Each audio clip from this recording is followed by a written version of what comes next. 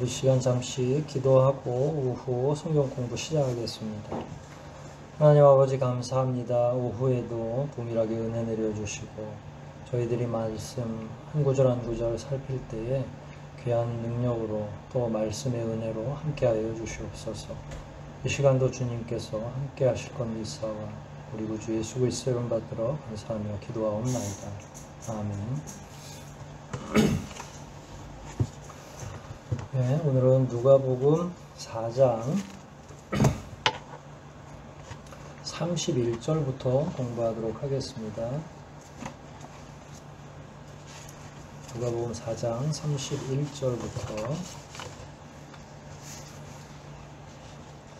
한 절씩 읽으면서 공부하도록 하겠습니다. 먼저 31절, 32절 우리 함께 같이 읽고 이야기를 나누도록 하겠습니다. 31절, 32절 말씀 같이 읽습니다.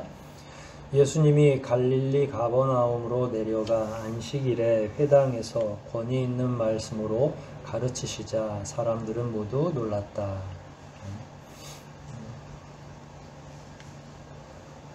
요단강에서 예수님이 돌아오셔서 세례받고 돌아오셔서 나사렛 지역으로 오셨죠. 나사렛 지역으로 오셨는데 나사렛 지역으로 오시기 직전에 원래 먼저 갈릴리 지역으로 가셨어요. 그러니까 갈릴리 지역이 아니라 가버나움으로 제일 먼저 도착하셨고 나사렛으로 다시 오셨고 이제 또 다시 나사렛에서 있다가 31절부터는 또 다시 가버나움으로 왔다가 다시 그쪽으로 가시는 거죠.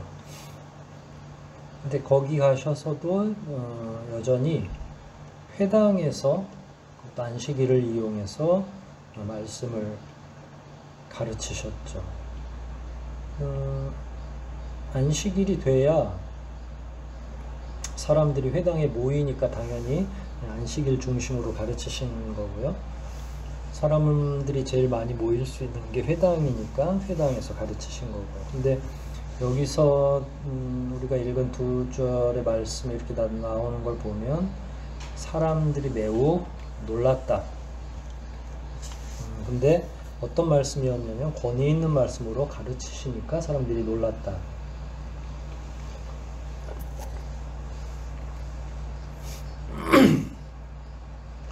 사실 권위 있는 말씀이라고 할 때에 과연 어떤 게 권위가 있는가, 이런 뭐 말투가 권위 있게 들리거나 음성이나 목청으로 권위를 나타내는 건 아니겠죠. 당연히 삼위일체 하나님께서 성경 말씀을 기록하셨죠. 창세기부터 다 기록을 하신 거고 기록되지 않은 부분도 있죠. 성경 말씀에 무슨 말이냐면 하나님만 알고 계시는 뜻이 있죠. 그러니까 기록되어 있는 내용도 있지만 성경에 다 기록이 되지 않은 하나님의 속마음도 있어요. 그럼 하나님께서 가지고 계신 그 속마음을 가장 잘 아는 건 인간은 하나도 모르죠. 말씀에 기록이 안 되어 있는 내용들은 기록이 되어 있는 것도 예측을 하고 조금 아는 척 우리가 하는 거지 진짜 하나님 뜻이 그랬는지 안 그랬는지는 우리 당장 아주 명확하게 해석을 할 수가 없어요. 그런데다가 하나님이 원래 품고 계신 뜻을 어떻게 우리가 다 알겠습니까? 전혀 알 수가 없죠. 그런데 그 뜻을 알 수 있는 건 삼위일체 하나님이시니까 기록되어 있는 말씀을 잘 해석하는 것도 예수님이 능하시고 그 해석을 하실 때에는 원래 원저자인 하나님의 그 의도 또 드러나지 않은 생각 이런 거를 다 우리 예수님이 알고 계시니까 그런 내용들이 종합적으로 말씀을 가르칠 때에 드러나는 거예요. 사람들은 깜짝깜짝 놀라겠죠.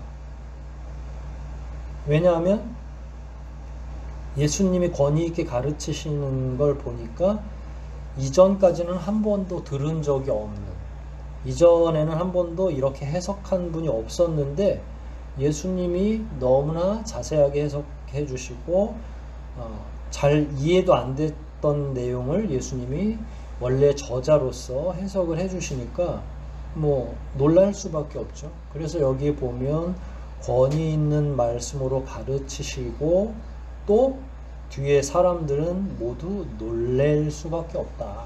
그리고 여기 나누어 드린 공부하시는 그 페이퍼에 보면 권위 있다는 건 일종의 비교급이다. 왜냐하면 예수님과 다른 사람이 비교됐을 때 이 말씀은 권위 있어, 저 말씀은 권위 있지 않아, 이렇게 사람들이 생각한다는 거예요. 그러니까 그러면 예수님이 비교해서 다른 말씀을 증거하는 사람들에 비해서 더 권세를 가지고 있다면 권세 없는 말씀, 권위 없는 말씀은 결국은 그 당시에 랍비들이나 종교 지도자들이었을 거다. 그럼 그 사람들은 당연히 예수님보다야 못하는 건 당연한 건데 여기서는 그거를 뛰어넘는 말씀인 것 같아요. 사람들이 특히 모세 율법 중심으로 말씀이 집중되어 있는 데다가 종교 지도자들 혹은 랍비 같은 경우는 그 당시의 해석 전통들을 따라가거든요.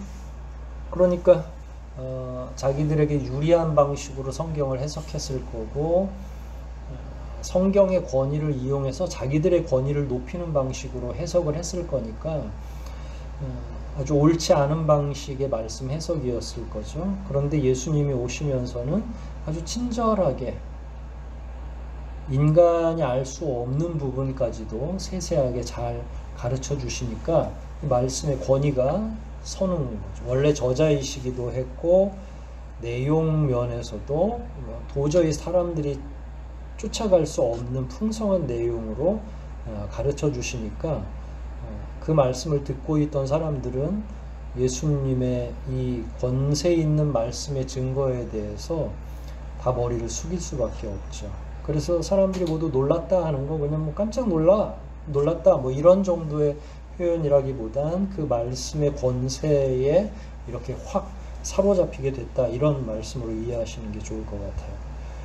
33절 읽어볼게요. 마침 그 회당에 더러운 귀신 들린 사람 하나가 있었다. 그가 크게 소리를 질렀다. 뭐라고 소리를 질렀냐면 34절에 나오죠. 나사렛 예수님, 우리가 당신과 무슨 상관이 있습니까? 우리를 없애려고 오셨습니까? 나는 당신이 하나님의 거룩한 아들임을 압니다. 라고 소리를 쳤다는 거예요. 회당에 귀신 들린 사람이 들어온 거예요. 그러니까 사실은 문둥병자 같은 경우는 주변의 사람들하고 떨어져서 살아야 되니까. 그런데 이 귀신 들린 사람은 어느 땐 정상적으로 가만히 있다, 정상인처럼 가만히 있다가 때로는 막 소리를 지르기도 하고 자기 통제도 안 되고 다른 사람들이 통제할 수도 없는 비정상적인 행동들을 하는 거죠. 때로는 괴성을 막 소리를 질러가면서 사람들에게 공포심을 줄 수도 있겠죠. 그런 자가 하나가 예수님이 그날 말씀을 증거하고 있는데 뭐 저처럼 이렇게 설교하는 것처럼 앞에 나와서 하셨을 수도 있고 그런데 저쪽 한 구석에서 막 소리를 지르는 거예요. 근데 소리를 지를 때 사람들이 다 알아듣게 소리를 지르는 거죠. 그러니까 그 전에는 귀신 들렸다고 하면 보통 저희도 길거리 가다 보면 정신이 온전치 않은 분들이 이렇게 중얼중얼대고 소리 지르면서 뭐 어디를 향해서 뭐라고 막 말씀을 하시는데 우리가 제대로 이해할 수가 없잖아요. 근데 여기서는 똑똑히 이해할 수 있는 내용으로 이 귀신 들린 자가 얘기했는데 그 내용이 예수님, 당신이 누군지 우리는 잘 알고 있습니다. 근데 우리랑 무슨 상관이 있습니까? 우리를 죽이려고, 우리를 다 내쫓으려고 그러시는 겁니까?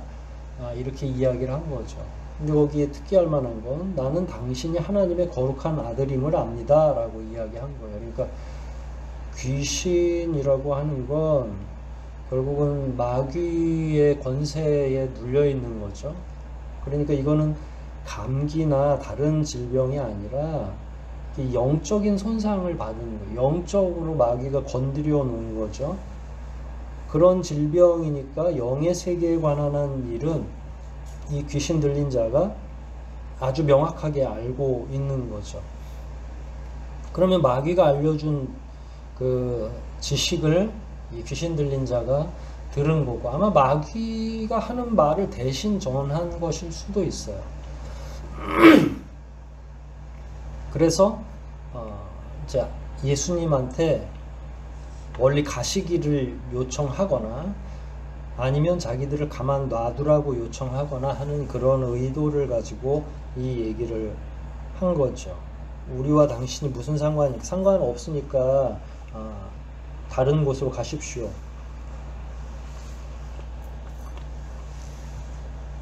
거기 본문에 나와 있는 것처럼 이미 알고 있는 거죠. 우리를 없애려고 오셨으니까, 영적 전쟁이니까 당연히 예수님은 귀신 들린 자들, 마귀의 권세에 억눌려 있는 영혼들을 자유를 주시기 위해서, 해방시켜 주시기 위해서 온 거니까 얼른 알아챈 거는 맞죠. 없애려 온 거 맞습니다.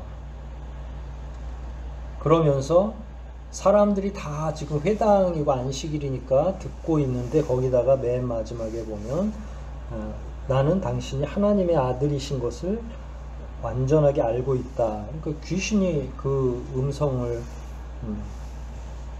통해서 이야기한 거죠. 예수 그리스도의 존재가 어떤 존재인지를 명확하게 이야기해 준 거라는 얘기예요. 참 놀라운 일이죠. 귀신 들린 자도 아는데 종교 지도자들은 눈치채지 못하는 거예요. 끝까지 예수님이 누구신지를. 오히려 나중에는 이 구절, 이 내용을 가지고 예수님을 공경에 빠지게 하려고 그러죠. 왜냐하면 귀신 들린 자가 너를 알아봤으니까 너가 귀신들의 우두머리 아니냐, 이렇게 몰아붙이게 되는데, 참 한심한 생각을 가지고 있는 사람들인 것 같아요. 뭐 여하튼 예수님에 관해서, 예수님이 어떤 분이신지에 관해서 한 번은 성령이, 하늘이 열리면서 하늘의 음성으로 들렸고, 또 이번에는 귀신 들린 자의 그 입술을 통해서 말하기 시작을 한 거죠. 그러니까 점점 예수님이 어떤 분인지가 드러나고 있는 거예요. 근데 여기서 끝나지 않고 35절 한번 볼게요. 예수님이 그를 꾸짖으며 떠들지 말고 그 사람에게서 나오너라 하시자 귀신이 사람들 앞에 그를 내동댕이 치고 나가버렸다. 그러나 그에게 상처는 입히지 않았다. 예수님이 말씀을 하신 거죠. 다른 거 이야기하지 않으시고 썩 나와라, 귀신아 나와라 라고 말씀을 하신 거예요. 그러니까 귀신이 사람들 앞에 마치 걸치고 있던 옷을 벗어서 툭 이렇게 팽개치고 가는 것처럼 그 사람에게서 나오니까 그 사람은 자기의 의지와 자기의 힘으로 지금 여기 와 있는 게 아니라 귀신에 의해서, 귀신에 사로잡혀서 와 있으니까 귀신이 싹 나가버리니까 순식간에 허수아비가 쓰러지는 것처럼 훅 하고 쓰러져 버린 거예요. 참 놀랍죠. 하지만 다행히 그에게는 상처를 입히지는 않았다. 이런 걸 보면 귀신 들린 자의 축귀라고 하거든요. 귀신을 축출한다라고 하는 의미의 예수님의 축기 사역이 있는 거고, 결국은 더 이상 아무 말도 못하고 쫓겨나갈 수밖에 없는, 예수님의 권세가 있으시다는 거예요. 그 권세는 마귀 혹은 그 귀신 들린 혹은 귀신, 이런 영적인 대적자들을 다스릴 수 있는 권세죠. 그러니까 예수님의 권세가 훨씬 더 뛰어난 걸 의미하는 거죠. 물론 우리는 당연하다고 생각하겠지만 일반 사람들은 하여간 신의 세계나 혹은 이 영의 세계에 관해서 무지한 사람들은 예수님, 삼위일체 하나님 밑으로 이런 이 귀신들이 있다는 거를 잘 이해하지 못하는 경우가 있으니까 제대로 우리가 잘 알고 있을 필요는 있겠죠. 36절입니다. 이런 상황을 사람들이 다 쳐다본 거예요. 36절 읽어볼까요? 시작. 사람들이 이 광경을 보고 모두 놀라 이게 도대체 어떻게 된 일이냐, 권위와 능력으로 명령하니 귀신들이 당장 쫓겨나가는군 하며 수군거렸다. 37절까지 그래서 예수님의 소문이 그 일대 널리 퍼졌다. 예수님에 대한 소문은 자꾸 퍼지는데 이번에는 귀신 들린 자를 내쫓는 거예요. 근데 다들 이렇게 이야기했죠. 이게 도대체 어떤 일이냐, 무슨 일인데 권위와 능력으로 저 사람이 이야기하니까 귀신들이 다 쫓겨나가는 거구나. 사람들도 다 아는 거죠. 귀신이 한 일이라는 걸.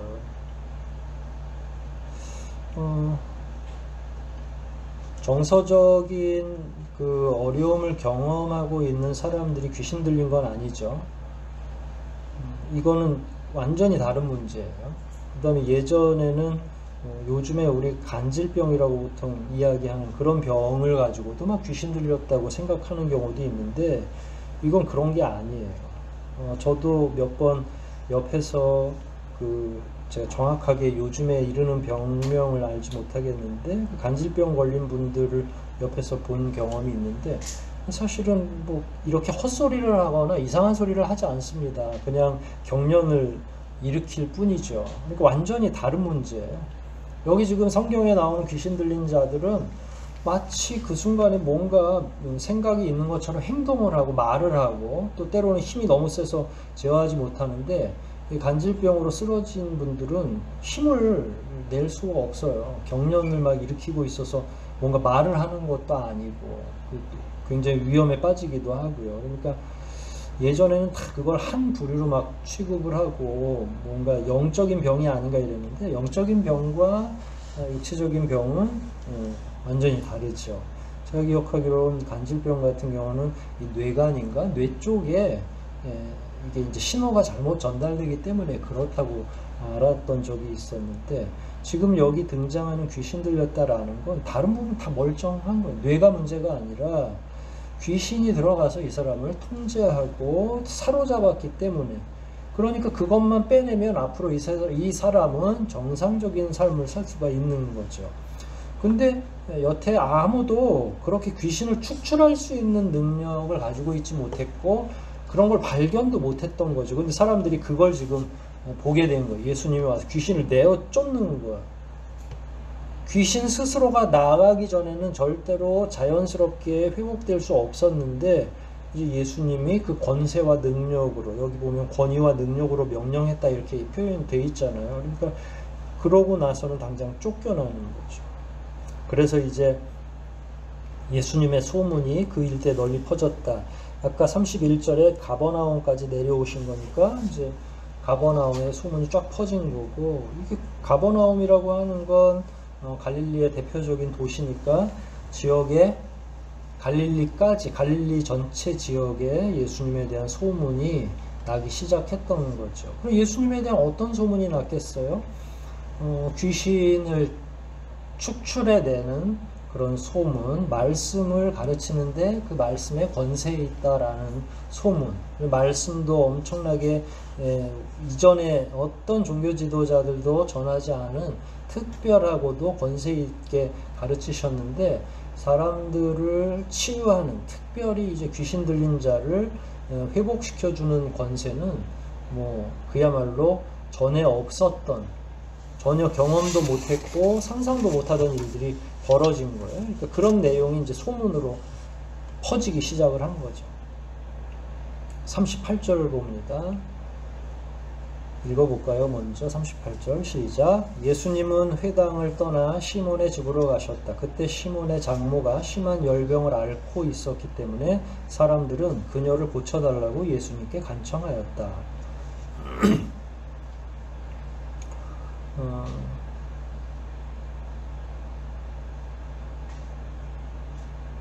시몬이 소식을 들은 거죠. 장모가 열병에 시달리고 있다는 사실을. 근데 이 열병은 우리가 요즘에 코로나 바이러스 알죠? 그러니까 그 전에는 열나도 뭐 그렇게 크게 중요하게 생각하지 않다가 이제 고열에 시달리면 위험에 빠진다는 걸 이제 사람들이 전체적으로 다 인지했잖아요. 그러니까 여기 시몬의 장모가 심한 열병을 앓고 있다 그러는데 오늘날처럼 무슨 해열제가 있는 것도 아니고 변변한 의사가 있었던 것도 아니니까 이렇게 되면 굉장히 위급한 상황인 거죠. 그러니까 이게 동시에 이루어진 거예요. 귀신 들린 자에게서 귀신을 내어 쫓는 과정 중에 아마 멀리서 소문이 이제 그야말로 시몬이 어느 지역에서 누구를 쫓아다니고 있다는 걸 다 들었으니까 이 가버나움 지역으로 사람들을 보내서 뭐 아마 시몬의 부인이 보냈을 수도 있겠죠. 장모님이 심각하게 열병을 앓고 있는데 빨리 예수님이 네가 모시고 있는 그 예수님을 모시고 오면 나을 수도 있겠어라고 같이 가서 고쳐달라고. 이미 이제 이 말 속에는 예수님의 치유의 능력이 담보되어 있는 거예요. 사람들이 그 정도는 이제 알기 시작을 했던 거죠. 주님은 이제 기꺼이 그곳을 향해서 떠나셨죠. 39절입니다. 예수님이 여자를 굽어보시며 열병을 꾸짖자 곧 열이 내리고 시몬의 장모는 즉시 일어나 예수님의 일행에게 시중을 들었다. 여기서 재미난 표현이 있죠. 열병을 꾸짖었다라고 하는 거예요. 되게 인격체를 대하듯이. 이거는 지금 그 시몬의 장모의 열병의 원인이 바이러스나 우리가 알고 있는 이제 이게 몸에 염증이 생기면 열병이 나오는 거거든요. 열이 올라가잖아요. 그걸 저항하기 위해서. 근데 그게 아닌 거죠. 꾸짖었다고 하는 건 그 열병의 원인이 영적인 것에서 유래한 거라는, 마치 귀신이 들린 것처럼 귀신이 시몬의 장모를 건드린 거죠. 그래서 아마 이 과학적으로 예를 들어서 뭐 코로나 검사를 하면 그냥 그 음성이 나왔을 거예요. 문제가 없는 거죠. 겉으로 보면 과학적으로는. 왜냐면 열병을 꾸짖었다는 이 표현을 보니까 이건 그러면 영적인 문제였고, 그럼 왜 시몬의 장모가 이렇게 열병을, 특히 영적인 문제로 열병을 앓았겠는가? 결국은 예수님을 마귀가 광야에서 40일 동안도 계속 괴롭히면서 시험했고, 또 40일 금식 이후에도 3가지 내용으로 예수님을 시험하잖아요. 그러고 나서 마귀가 가버렸거든요. 거기 뭐 도망치다시피 해서 간 거죠. 그때 내린 결론은 예수를 직접 어떻게 해서는 사역을 방해할 수가 없구나 라는 결론이 내렸어요. 그럴 때 마귀가 제일 하기 쉬운 건 주변 사람들을 곤란하게 하는 거예요. 그러면 우환이 끊이지 않게 만들거나, 그러면 복음 사역을 포기하거나, 우리 일반적으로 인간 사역자들도 마찬가지입니다. 그래서 목회자를 못 치면 목회자 주변 사람들을 계속 가족 혹은 교인들을 힘들게 하거나 막 이렇게 하는 거죠. 그러니까 제가 보면 만약에 이 열병을 꾸짖다라는 말이 안 나왔으면 이렇게까지 확대 해석할 필요는 없겠죠. 왜냐하면 소화불량이나 감기한테 감기야 나가라 이렇게 하지는 않으시는 거죠. 감기의 원인은 원인대로 있고 소화불량은 소화불량대로 그걸 인격적으로 처리하지는 않으니까. 근데 여기서 꾸짖었다는 건 영적인 이유가 분명한 거고, 그 영적인 이유라면 당연히 시몬의 장모가 뭐라고 여태까지 아무 일도 없었는데 갑자기 공격을 받겠어요. 그건 시몬이 결국 예수님을 쫓는 제자이기 때문에, 그 제자를 혼란케 하면 예수님의 사역이 방해받기 때문에, 이렇게 연결해 보면 마귀가 하는 일의 이유를 우리가 조금 예측은 가능하죠.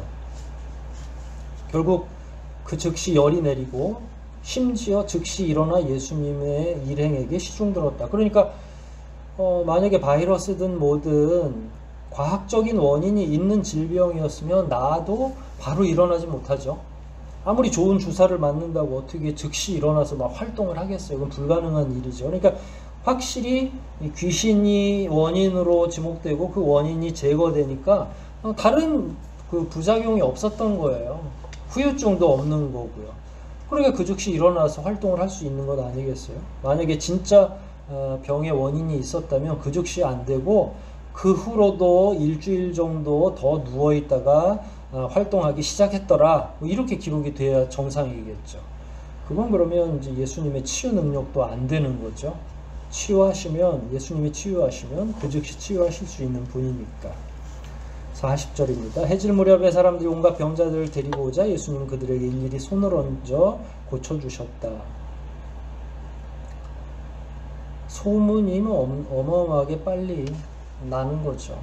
그래서 당시에 변변한 의사도 한 사람 없는 그런 상황에서 온갖 예수님에 대한 소문이 나니까 온갖 병자들을 다 안전뱅이 이제 하체 장애가 있는 분들이겠죠. 뭐 정서적으로나 영적으로나 또 어릴 때부터 알았던 병, 뭐 우리가 알고 있는 성경에 나오는 각양병들이 다 있을 텐데 그런 사람들을 데리고 와서 예수님에 대한 소문이 너무 빨리 퍼졌던 거죠. 그리고 나서 예수님은 또 그들에게 일일이 손을 얹어 고쳐주셨다. 그러니까 아픈 곳에 안수를 하신 것으로 우리는 이해하면 되겠죠. 머리가 아픈 사람에게 머리 안수를 했을 거고 다리가 아픈 사람은 다리에게 또 결국은 일일이 손을 얹었다라고 하시는 건 예수님의 자비하심을 드러내는 거예요. 여러분 의사들도 요즘에 환자들 이렇게 뭐 본인의 건강도 그렇지만 다른 사람에게 이렇게 전이 되거나 하는 것 때문에 다 라텍스 장갑 끼고서 환자들 돌보는 경우가 많이 있습니다. 예수님은 직접 예수님의 손을 누군가는 그 당시에 위생이 뭐 깨끗하지도 않았을 텐데 이게 더럽고 연약하고 이런저런 질병이 있는 사람들을 예수님이 직접 손으로 만지셨다고 하는 건 아마 예수님의 자비하심, 예수님이 그들을 사랑하고 계신다라고 하는 표현이 될 수도 있겠죠. 당시 가난하고 질병의 원인조차 알 수 없던 사람들에게 가장 필요하고 적절한 사역이 바로 이 치유의 사역이 아니었는가 싶습니다. 41절 보면 그렇게 했는데 그런 과정 중에 여전히 귀신 들린 자들이 혹은 그 옆에 있던 귀신들이 사람들에게서 떠나가기도 한 거죠. 뭐라고 했냐면 당신은 하나님의 아들이십니다 라고 하고 떠났다.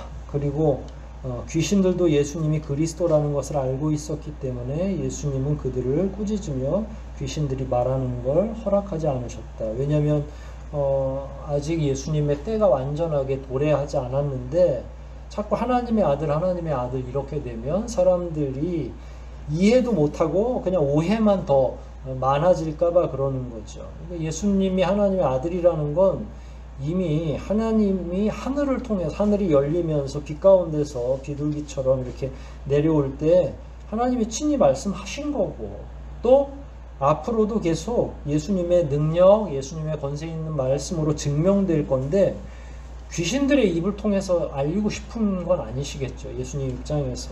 그래서 자제시키는 건데 또 귀신들이 또 가면서 이렇게 한마디씩 던지는 거라서 자제시키기 전에 이미 그런 일들이 벌어지는 거예요. 그러니까 계속 귀신 들린 사람이 그 당시에 많았다라고 하는 거고요. 그럼에도 불구하고 정상적으로 신앙생활을 해야 될 사람들은 예수님이 누구인지를 정확하게 알지 못하는 이상한 왜곡된 현실이 있었던 거죠. 42절 봅니다. 날이 밝자 예수님은 마을을 떠나 외딴 곳으로 가셨다. 한편 사람들은 예수님을 찾다가 만나자 자기들에게서 떠나지 못하게 하려고 하였다. 예수님이 이제 계속 치유 사역만 하고 이러려고 오신 건 아니잖아요. 사람들에게 이제 사람들을 키우기도 하고 양육하기도 하고 제자들을 더 깊이 있게 가르쳐야 하나님 나라가 더 확장되는 거니까 치유하는 것도 예수님의 사역의 일부분이긴 하지만 예수님이 외과 의사나 뭐 정신과 의사로 오신 건 아니니까 그 사역만 계속 할 수가 없죠. 왜냐하면 사람들은 즉각적으로 해결해 주기를 원하는 일들을 우선순위로 생각하니까. 그래서 예수님은 좀 더 멀리 사람들과 거리를 두고 가시려고 좀 떠났는데 그럼에도 불구하고 사람들이 또 예수님 있는 곳까지 찾아와가지고 제발 우리를 보살펴 달라고 또 예수님을 억지로 끌고 가기도 하고 이런 게 이제 계속 예수님이 가는 곳마다 반복되는 거죠. 그래서 43절에 예수님은 이렇게 얘기했어요. 나는 다른 여러 마을에도 하나님 나라의 기쁜 소식을 전해야 한다. 가버나움에만 계속 있을 수 없다는 거예요. 하나님께서는 이 일을 위해 나를 보내셨다. 그러니까 전도하는 그 일을 위해서 하나님이 예수님을 이 땅에 보내셨죠. 구원을 선포하라고. 그게 하나님 나라의 기쁜 소식이 바로 그 내용인데, 이렇게 한 동네에만 머물러 계실 수는 없는 거죠. 여기서 놀라운 건 그동안 마귀가 하는 말이 당신 하나님의 아들이시다 라고 얘기했을 때 못하게 하시다가 여기서 은연중에 이렇게 말씀하시죠. 하나님께서는 이 일을 위해 나를 보내셨다. 그러니까 누가 보냈다고 말한 거예요? 명확하게 하나님이 보내셨다라고 명확하게 얘기한 거예요. 그러니까 사람들이 이 얘기를 마음속에 품었는지 안 품었는지는 모르겠으나 예수님이 이제 당신 스스로를 드러내신 거죠. 나는 하나님이 보내신 사람이다. 하나님의 아들이다라는 걸 은연중에 말씀하시는 거죠. 44절 마지막 절입니다. 그리고서도 예수님은 계속 유대 여러 회당에서 전도하셨다.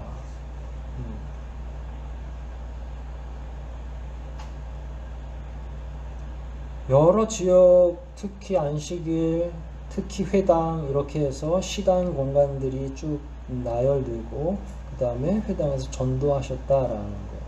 도를 전하신 일을 하신 거죠. 놀라운 일들을 보이시면서 세상이 도대체 이해할 수 없는 일들을 보여주시면서 43절에서 말씀하신 것처럼 하나님 나라의 기쁜 소식을 다른 여러 마을에도 전파하기 위해서 예수님은 매주마다 안식일마다 힘 닿는 대로 여러 지역을 돌아다니시면서 복음을 증거하기 시작을 한 거죠. 주로 아직은 저 유대 땅, 그러니까 예루살렘이 있는 지역은 아니고 갈릴리 지역, 북부 이스라엘을 지금 다니고 계시는 거고, 어떻게 보면 정치, 경제, 사회문화 모든 게 발전된 게 예루살렘이라고 하면 이 갈릴리 지역, 가버나움이나 그 주변에 있는 나사렛도 그렇고요. 여기는 시골이라고 할 수 있어요. 예수님은 좀 더 가난한 자들 곁에 계시는 것이고 연약한 사람들을 위해서 말씀을 증거하고 계신다라고 하는 거예요. 한쪽에 치우치기보다는 더 많은 사람들을 만나시기 위해서 불철주야 복음을 증거하셨다. 대충 이 정도 말씀으로 요약할 수 있겠네요. 오늘 말씀 보면 예수님이 어떻게 사역하셨는지가 드러나 있고 예수님의 마음가짐도 드러나 있고 예수님이 어떤 자세로서 사람들을 대하고 계신지도 전부 드러나 있죠. 그런 예수님의 자비를 이 시대의 우리들도 충분히 깨달으면서 믿음 생활 할 수 있도록 여러분에게 또 한번 권면하는 바입니다. 우리 말씀 생각하면서 다시 한번 기도하고 마무리하겠습니다.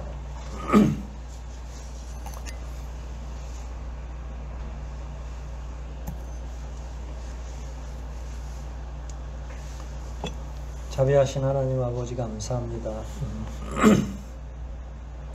예수 그리스도께서 2000년 전에 이 땅에 오셔서 어떻게 사람들을 대해 주셨는지, 어떻게 말씀을 증거해 주셨는지를 저희들이 오늘 누가복음을 통해 공부하게 됩니다. 한 영혼 한 영혼을 귀히 여기시고 한 사람 한 사람에게 그 환처에 손을 대시면서 자비로운 음성으로 치유해 주셨던 것을 저희가 봅니다.